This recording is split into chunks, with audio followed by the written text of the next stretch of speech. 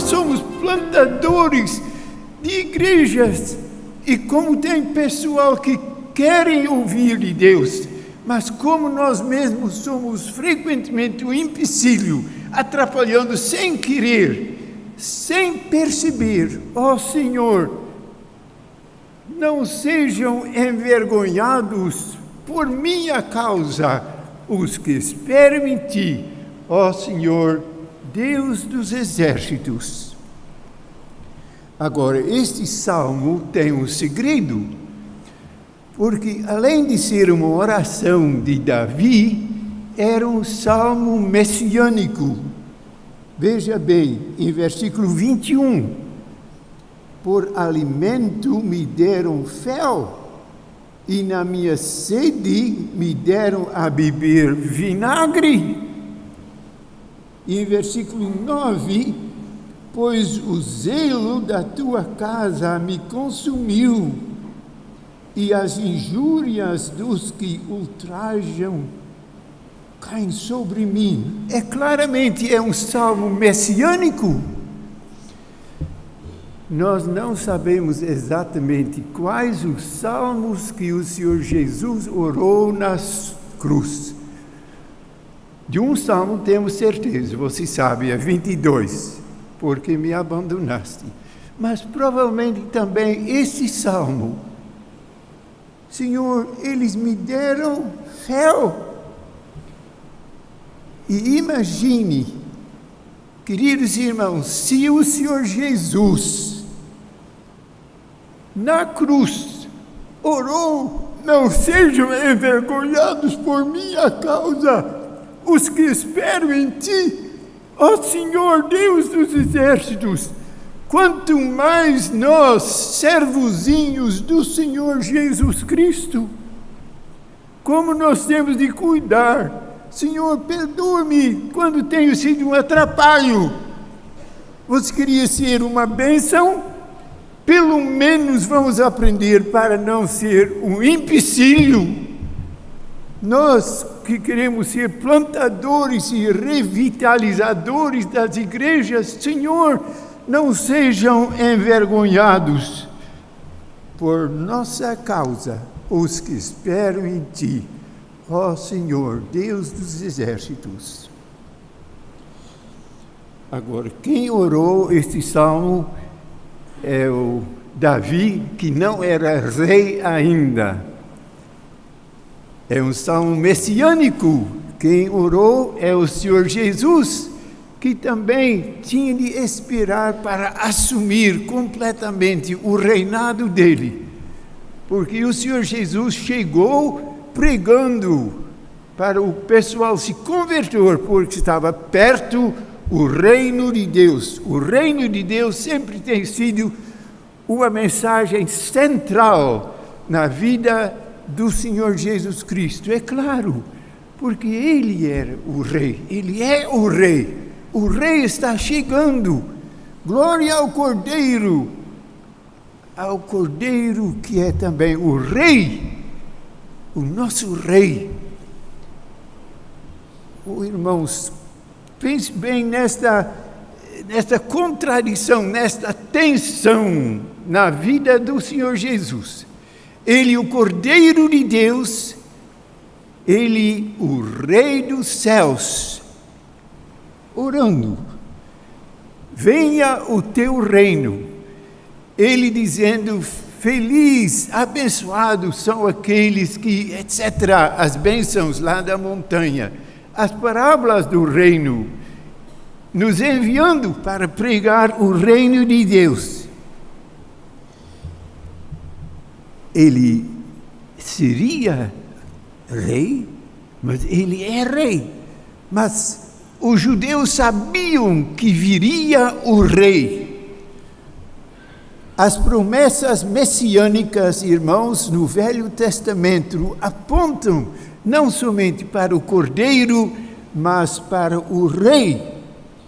Vamos ver uma promessa em Gênesis 49.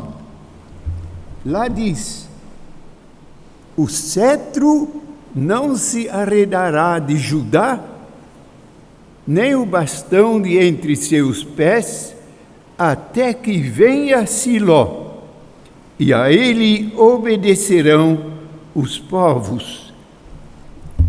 É uma promessa um pouquinho velada, como era aquela primeira promessa, a promessa mãe, em Gênesis 3,15. Mas um dia viria o rei. Essa palavra Siló é uma palavra um pouco difícil, mas fala sobre a promessa de Siló. E esta promessa de Siló tem um nome estranho. Siló, o que quer dizer?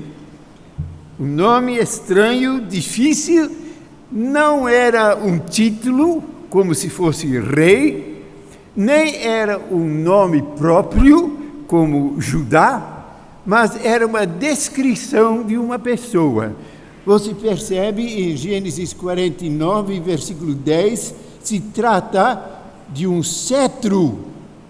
E o cetro, naquela época, era um símbolo da majestade.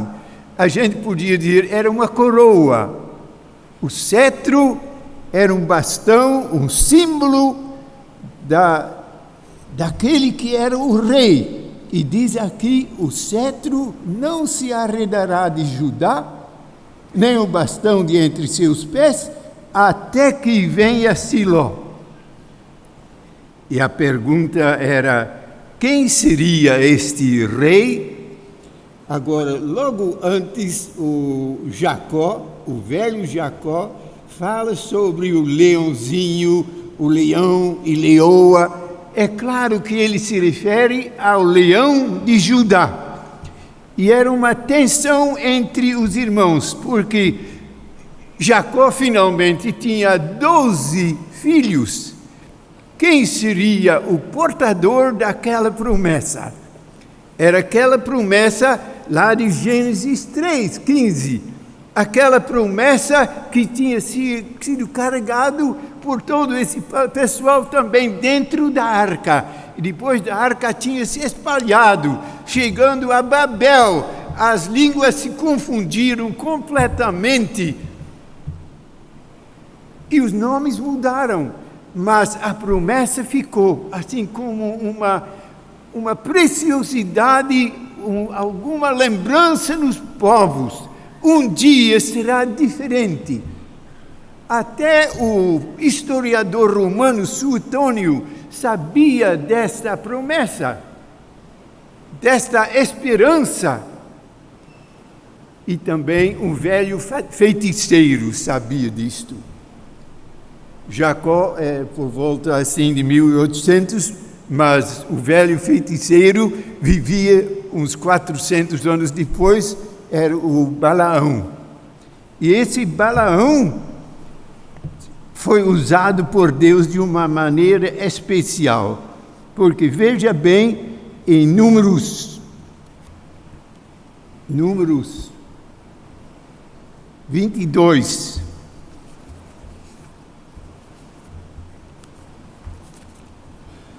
Não vou ler tudo, mas Balaão, você se lembra, era um velho feiticeiro que tinha sido chamado por Balaque para amaldiçoar o povo de Israel. Ele chegou, ele já advertiu, ele disse, eu só vou poder falar o que Deus me disser, ainda bem.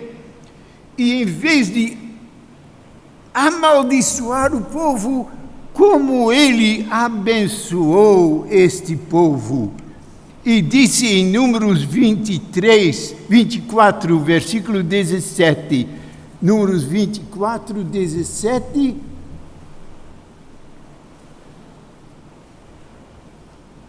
uma estrela procederá de Jacó, de Israel subirá um cetro, que ferirá as têmporas de Moabe e destruirá todos os filhos de Sete. Uma estrela, o cetro, de novo, aquela promessa da vinda do rei. Agora, este Balaão, esta história de Balaão, tem sido declarado por homens muito eruditos, entre aspas, mais sábios do que a palavra de Deus. Esse é um conto folclórico, diziam uns professores. Coitado quando você tem tido professores assim. Mas fique firme, eu tenho sido assaltado muito durante a minha vida, viu? Me disseram, Francisco, você é antiquado, porque você não sabe o desenvolvimento da teologia, da exigência, e agora é completamente diferente. Eu digo, com licença, eu fico com Jesus e os apóstolos. E claro, qual é a tua autoridade? Irmãos, isto é uma decisão do coração, não assim do intelecto somente. Claro que temos de pensar, mas que doidice é de dizer que Lucas, por exemplo, escreveu historinhas somente. Nada! Lucas era um excelente historiador. Não vou provar agora porque seria uma aula. Mas é incrível. Irmãos, a minha defesa como acadêmico tem sido também, eu fico ao lado do Senhor Jesus e os apóstolos. Daí me declararam ser meio assim, né? Mas eu sou feliz, porque ando com Jesus Cristo. Eu oro que, de fato, os nossos curadores, os nossos jets, apontam professores que são fiéis à palavra de Deus. Que responsabilidade eles têm, irmãos. Claro que esses professores têm uma responsabilidade, mas quem apontou esses professores são aqueles que têm essa responsabilidade diante de Deus. Irmãos, oremos pelos nossos seminários, para que sejam instrumentos para ter uma pregação fiel à palavra de Deus. Balaão, um conto folclórico. Bom, irmãos, quando eu estudava, eu não podia provar que não era. Felizmente, quando nós estávamos servindo em Cascavel, foi uma missiva, uma comissão exploradora arqueológica da Universidade Federal de Leiden, da minha terra, homens, mas liberais até, né, foram lá para fazer umas escavações em Jordânia. Aqui tem o rio Jordânia, ao lado tem Jordânia. O rio Jordão e ao leste do rio Jordão foram fazer escavações. Era de ir a lá, o lugar. E descobriram as ruínas de um santuário. Interessante, mas mais interessante, acharam umas letras em hebraico antigo. Foram cavando, e tinha sido despedaçado, mas deu para recuperar por causa da tinta preta e vermelha. E foram publicados o que acharam. E finalmente um professor, os outros não conseguiam ler, um professor descobriu e conseguiu ler, e foi publicado o que disse. Disse lá naquele muro caído nos pedaços, mas disse: Bilião, filho de Beor, viu numa visão noturna dos oráculos dos Shadaim, dos deuses. Será que Balaão está lá numa escavação? Está lá. Ao lado do rio Jordão, mas ele não era de Mesopotâmia? Quem disse? A nossa Bíblia. Mas às vezes tem probleminhas na Bíblia que não são problemas reais, mas são problemas assim de verificar bem o que está no texto. Um probleminha manuscrito lógico. Ou pode ser simplesmente um problema de interpretação. Porque veja bem, o que diz lá, não diz Mesopotâmia, mas diz o rio. Então pode ser qualquer rio. E dentro do nome até fala sobre rios. Esse homem, esse Balaão, morava na cidadezinha de Entre Rios. E onde estava? Não tão longe, porque é que ele podia vir no burrinho dele lá de Mesopotâmia, assim, ida e volta, etc. Não dava. Mas ele morava bem mais perto da Monte Nebo, lá de Moabe, do que nós pensamos. Os mensageiros de Balaque foram lá, naquele lugar, Petor, e lá acharam o velho feiticeiro renomado. E é que esse homem disse que ele viu que o cetro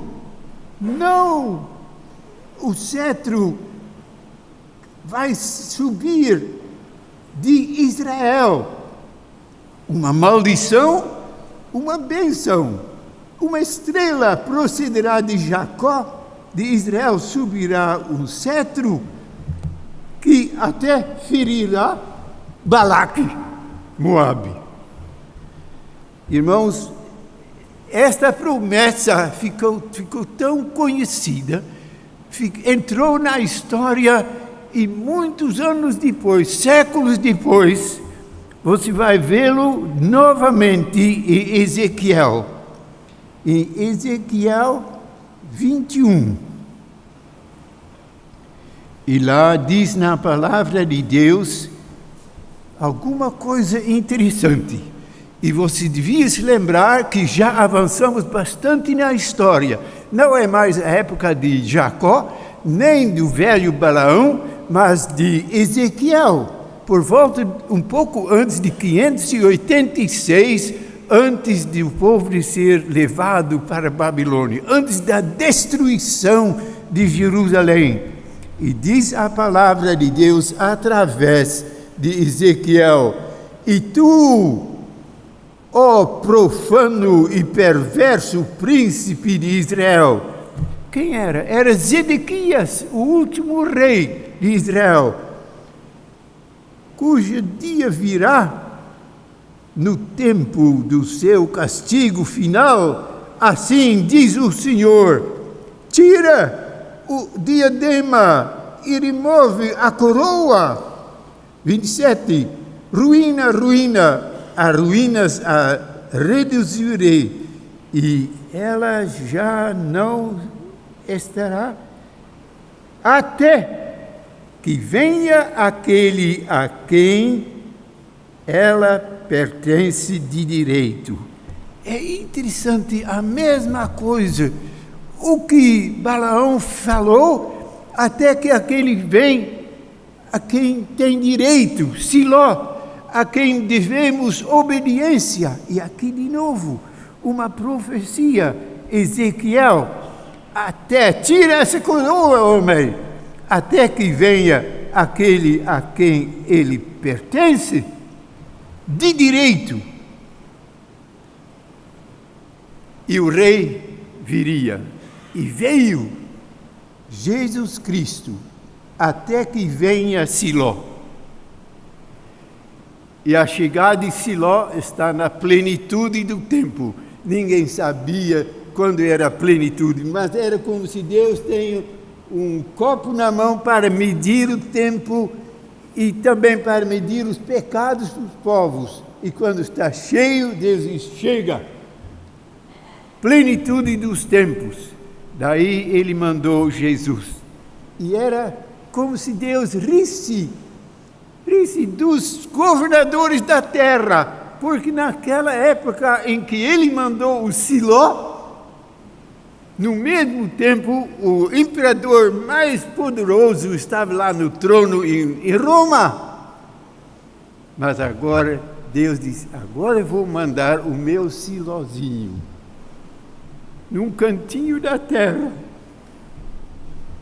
Era uma coisa incrível, um cantinho tão remoto no leste do Império Romano, e um cantinho tão desprezado, tão odiado pelos cônsulos romanos, que não queriam ser cônsul lá em Judeia, porque os judeus eram rebeldes. Mas Deus diz, nessa época vou mandar o meu Siló, vou cumprir aquela promessa de Adão e Eva, a Abrão, a Jacó, a Balaão, a Ezequiel. Agora vou cumprir a promessa, o Silózinho vai nascer. Era o tempo certo, mas na história, tempo e lugar sempre andam juntos. Ao lado, imediatamente ao lado da história da salvação, você tem a geografia da salvação.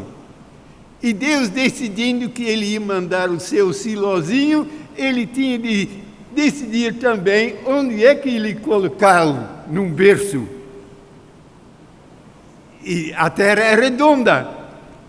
E se eu perguntar a algum matemático onde é que está o centro de uma bola, ele vai se referir a outra coisa do que quando eu pergunto a meninos que jogam bola, onde é que está o centro da bola? Ah, claro, a válvula. Assim Deus tinha de achar um lugar para colocar o óleo da graça neste mundo. E olhando, onde é que ele acharia? Claro, na terra escolhida. E Israel, terra tão desprezada, mas escolhida por Deus. E aonde exatamente? E Deus se lembrou das promessas a Davi. Ele mandou o seu Silózinho à cidade de Davi, Belém. Agora, será que eles reconheceram quando chegou aquele que tem direito à coroa? Sabe o que aconteceu, irmãos? O Sinédrio, quando os romanos capturaram ou esmagaram Judá, o Sinédrio, que era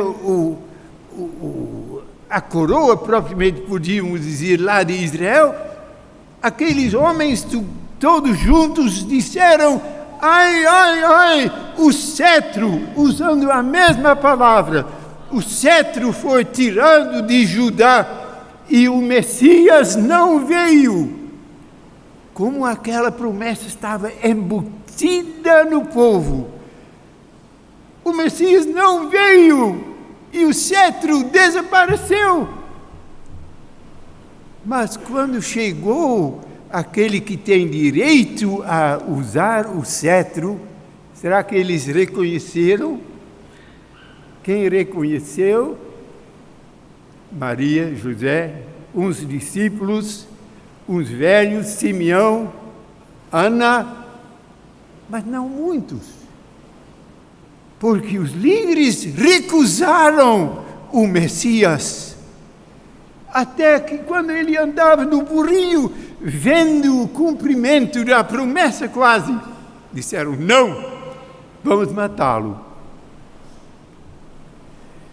Esta reação era a reação oficial do povo judaico, mas era também a reação dos povos. O governador romano disse: bom, vou entregá-lo. Graças a Deus, entre os gentios também tinha aqueles que reconheceram o Siló. Lá do Oriente vieram os magos e do Ocidente tinha o centurião. Eram poucos, mas não faz mal, foi reconhecido. Se lembram o que significa Siló? Aquele que tem direito a usar o cetro, o rei dos reis. Não é fácil sempre reconhecê-lo. João Batista, que tinha sido arauto do Siló, estava confuso. Mandou um bilhetinho: Senhor Jesus, és tu? Ou será que... E Jesus só disse: diga a João o que está acontecendo. Os coxos andam, os cegos veem, os presos libertos, Mas você presta atenção, ele não citou o ano da vingança do Senhor, porque foi suspendido por enquanto. Por enquanto. João, calma. Você não se enganou, sou eu mesmo, disse Jesus, só que você se enganou na ordem cronológica.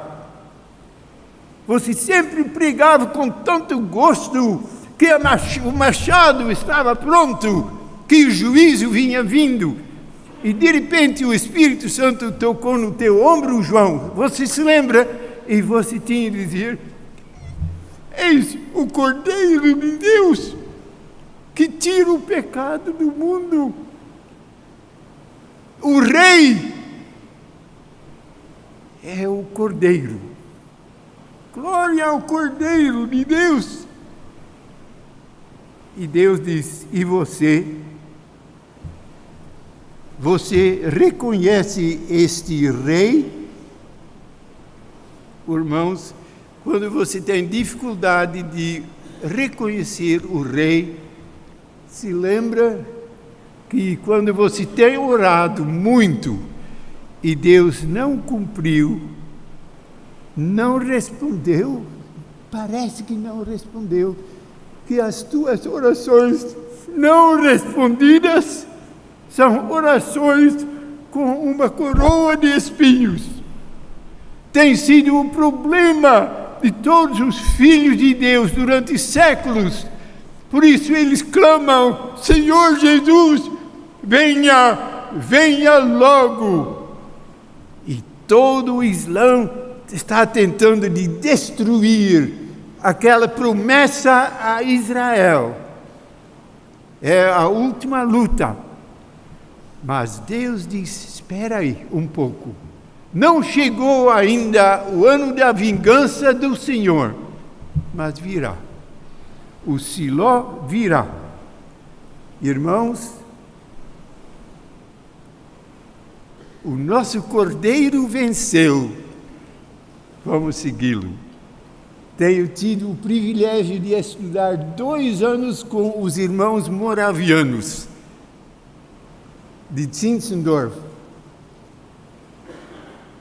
E sabe, pensando assim, em plantadores, que essa igreja humilde de refugiados de Boêmia, enviou, em 20 anos, enviou mais missionários para o campo, naqueles 20 anos, do que toda a igreja evangélica daquela época em 2 séculos. Irmãos, que privilégio de ter um congresso de plantadores de igreja.